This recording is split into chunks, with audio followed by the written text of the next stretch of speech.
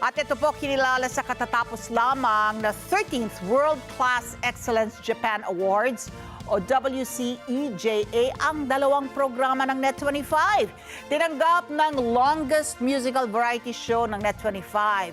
Yan po ang Letters and Music, ang Excellence Award in Television Music Show. Habang ang ating news program na Mata ng Agila Primetime ay kinilala, tumanggap po ng Excellence Award for Best Television Primetime News. Ayon kay Ginang Emma Cordero, ang founder po ng nasabing international award-giving body, taon-taon po nilang sinasagawa na ngayon ay nasa ika-13 taon na. Hindi lamang umano ito pagbibigay paragal, kundi isang advokasya sa pagkilala ng mga tao na naglingkod sa madla sa iba't ibang larangan sa parang tapat sa puso ang serbisyo, hindi peke, at pagbibigay tulong sa kapwa.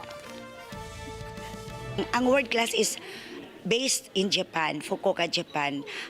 So nagtayo kami rito ng extension para kasi maraming mga awardees na hindi nakakapunta ng Japan dahil alam nyo na yung visa, nagtitiwala sila sa world class at hindi sila nangihinayang i-share ang kanilang success, ang kanilang tagumpay.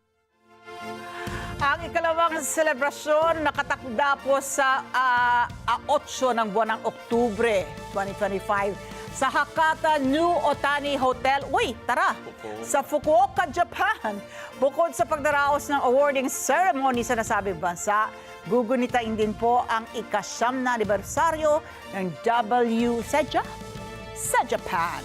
Sinagawa naman ang nasabing pagtitipon at pagbibigay karangalan kagabi, April 10, sa isang hotel sa Pasay City kung saan dinalohan ito ng mga awardees at mga individual mula sa iba't ibang sektor ng ating lipunan.